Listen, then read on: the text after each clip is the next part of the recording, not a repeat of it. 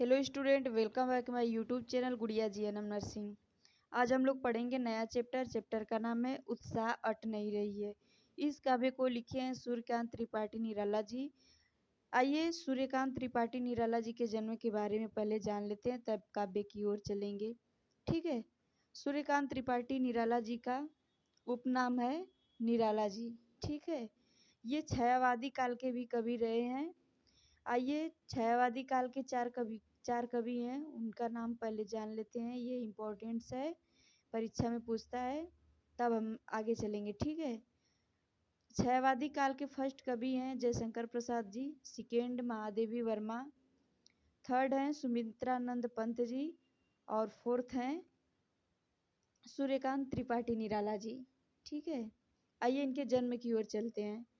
सूर्यकांत त्रिपाठी निराला जी का जन्म 21 फरवरी 1899 ईस्वी में मेदनपुरी पश्चिम बंगाल में हुआ था। मेदनपुरी इसमें वर्तमान में है और इसका प्राचीन नाम है महिषादल।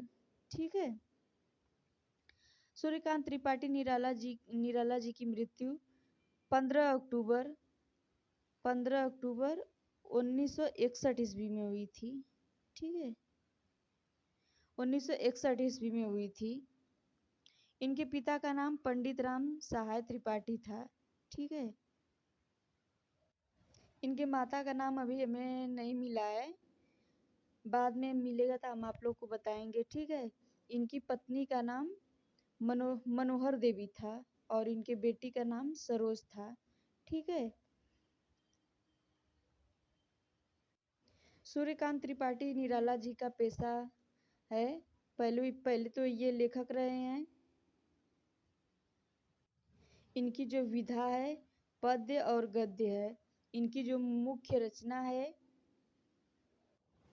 फर्स्ट है परिमल, सेकेंड है तुलसीदास, थर्ड है अनामिका, फोर्थ है गीतिका। ठीक है।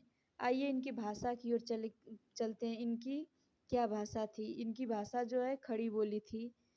ठीक है। सूर्यकांत त्रिपाठी निराला जी के पिताजी उन्नाव जिला के किसान रहे हैं। ठीक है। ये सब है, आप लोग विस्तार से पढ़ लीजिएगा। आइए हम लोग अब काव्य की ओर चलते हैं। बादल गरजो, घेर घेर घोर गगन धराधर ओ, ललित ललित काले घुंघराले, बाल कल्पना कैसे पाले। यहाँ पे कवि कह रहे हैं, यहाँ पे कवि बादलों से आग्रह कर रहे हैं कि हे बादल, तुम ऐसा बरसो कि तुम्हारा जो रूप है क्रांति ला दे। हे बादल, तुम ऐसा बरसो कि तुम्हारा जो विक्रांत रूप है वो क्रांति ला दे, सब कुछ बदल जाए। आकाश में इतना तेज बरसो, आकाश से इतना तेज बरसो कि सारा जल मग्न हो जाए।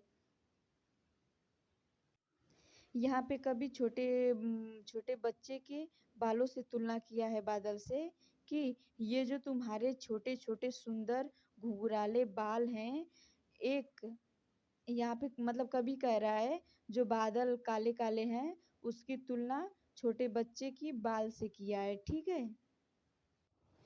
ये बादलों से आग्रह कवि कर रहा है कि ये जो सुंदर काले काले बादल हैं, इतनी तुम तेज बरसो कि सारा जल मग्न हो जाए। जैसे कि बच्चे के बाल होते हैं उस प्रकार आपकी अवस्था है। जैसे छोटे बच्चे के बाल होते हैं उस प्रकार आपकी अवस्था है। हे बादल, तुम इतना बरसो कि सब कुछ बदल जाए, सब कुछ चेंज हो जाए एकदम। विद्युत छवि उर में कवि नवजीवन वाले, वज्र छिपा नूतन कविता, फिर भर दो बादल गरजो। यहाँ पे वज्र जो है ये कठोरता को बता रहा है। ठीक है। और यहाँ पे जो नवजात है नया जीवन से है। ठीक है। यहाँ पे जो उर है वो हृदय से है। यहाँ पे कवि कह रहे हैं कि जब जब बादल बरसता है जब बादल बरसता है तो जब बादल बरसता है तो बिजली जाहिर सी बात है बिजली चमकेगी। और जब बिजली चमकती है तो हृदय को ठंडक मिल जाती है।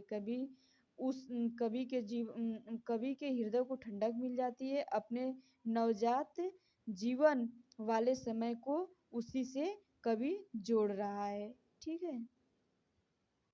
और बादलों से आग्रह कर रहा है कि हे बादल, तुम इतना बरसो कि सब कुछ चेंज हो जाए, सब कुछ फिर से बदल जाए।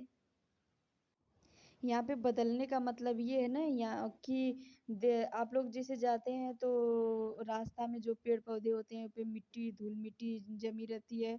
तेज बारिश होगी वो सब साफ हो जाएंगे, एकदम चमकने लगेंगे।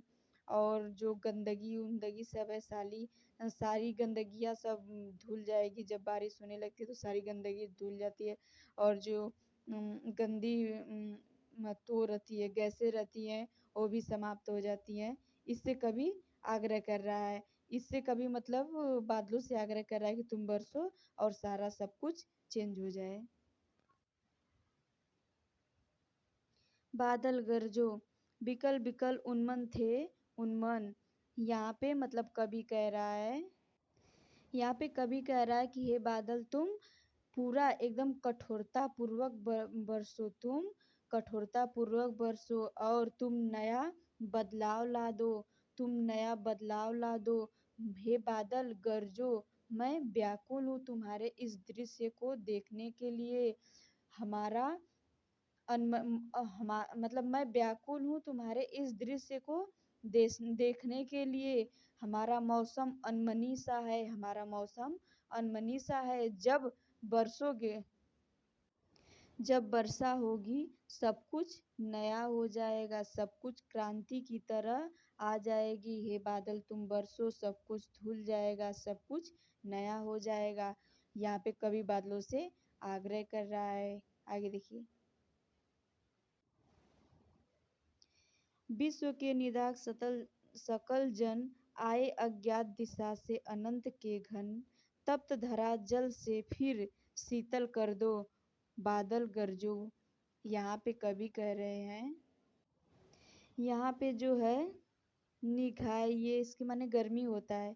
सकल माने संपूर्ण होता है। जन माने लोग होता है। ठीक है। अनंत माने जिसका कोई अंत न हो। शीतल मतलब ठंडक देना। यहाँ पे कभी बादलों से आग्रह कर रहा है कि मैं चाहता हूँ कि तुम इतना तेज बरसो कि सारी गर्मी दूर हो जाए, सारी गंदगी दूर हो जाए, सब कुछ साफ हो जाए और मनुष्य की आत्मा तृप्त हो जाए। और जिस दिशा से आओ जिस दिशा से आओ कि उस दिशा का हमें ज्ञान न हो। यानी और बहुत तेजी से वर्षा कीजिए। हे बादल तुम बहुत ही तेज से वर्षा करो, मैं तुमसे आग्रह कर रहा हूँ। हे बादल तुम गरजो, हे बादल तुम बरसो। आगे देखिए। यहाँ पे इसका दूसरा पार्ट है अट नहीं रही है। ठीक है। अट नहीं रही है आभा फाल्गुन की तन सट नहीं रही है। कहीं सांस लेते हो घर घर भर देते हो उड़ने को नभ में तुम। यहाँ पे कवि कह रहा है यहाँ पे जो आभा है इसका मतलब होता है सौंदर्य। ठीक है। ये फाल्गुन है, ये हिंदी महीना है फाल्गुन। ठीक। यहाँ जो अट है इसका मतलब होता है समान। ठीक है। यहाँ पे फाल्गुन महीने में जब फूल खिलते हैं, बसंत ऋतु आता है तो नए नए खुशबू महक उठती है। यहाँ पे जब फाल्गुन का महीना आता है और नया नया फूल उगता है, बसंत ऋतु का मौसम आता है तो जाहिर सी बात है कि नया नया फूल पत्ती सब हरे भरे दिखेंगे। इसी से कवि आग्रह कर रहा है कि हे फाल्गुन जब तुम आते हो, हे फाल्गुन जब तुम आते हो तो हे फाल्गुन जब तुम आते हो और सांस लेते हो तो अंदर से हमारे अंदर से खुशहाली होती है कि कितना सुंदर हो रही है, कितना सुंदर हो रही है सब कुछ, कितना सुंदर सुंदर फूल खिल रहे हैं, वातावरण सुगंधित हो जा रहा है। ये बात चाह रहा था, ये बात बोलना चाह रहा था, किससे बोलना चाह रहा? फाल्गुन महीने से।